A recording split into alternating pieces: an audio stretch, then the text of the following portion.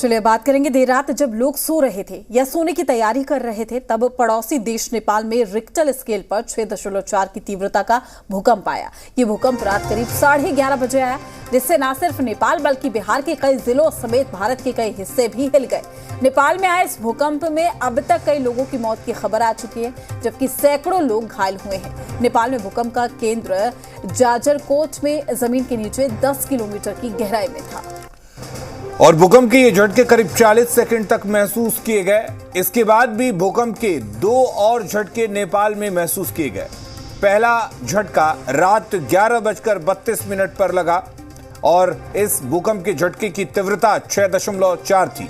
फिर रात 12:14 पर 3.5 की तीव्रता वाला भूकंप दर्ज किया गया और तड़के 4:01 पर भी 3.8 तीव्रता वाला भूकंप दर्ज किया गया।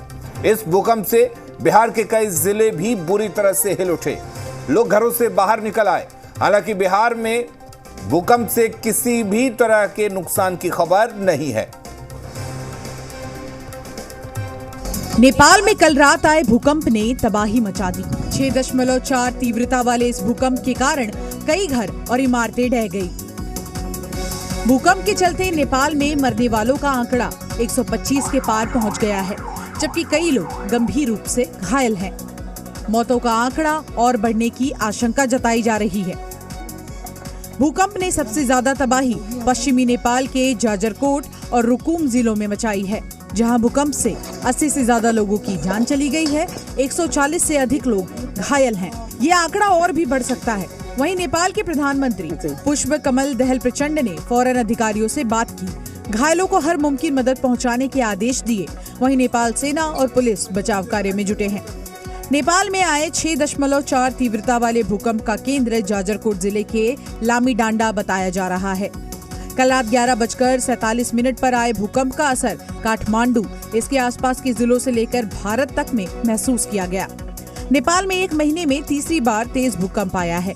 इससे पहले साल 2015 में नेपाल में 7.8 तीव्रता का भूकंप आया था, जिसमें लगभग 9,000 लोगों की जान चली गई थी और 22,000 से अधिक लोग घायल हो गए थे।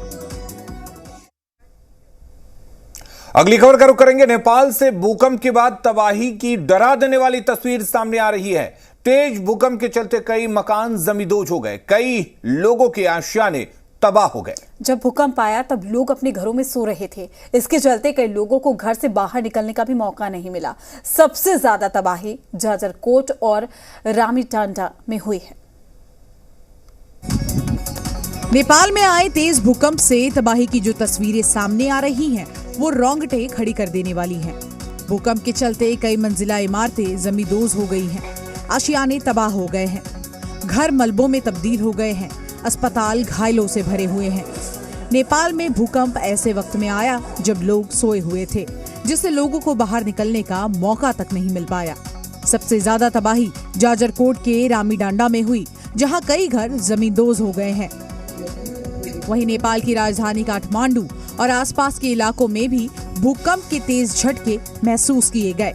जाजरकोट काठमांडू से लगभग 500 किलोमीटर पश्चिम में है। भूकंप का झटका महसूस होते ही काठमांडू में लोग अपने घरों से बाहर निकल आए। इस दौरान लोग सड़कों पर डरे सहमे दिखे। पिछले महीने नेपाल में 5.7 तीव्रता का भूकंप आया था और उससे पहले भूकंप का केंद्र डोडी था, जो आज भूकंप के केंद्र के करीब है।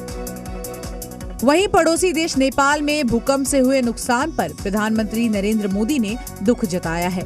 पीएम मोदी ने कहा कि भारत नेपाल के लोगों के साथ एकजुटता से खड़ा है और हर संभव सहायता देने के लिए तैयार है। फिलहाल के लिए इस बुलेटिन में इतना ही। खबरें लगातार जारी है, अब बने रहिए हमारे साथ।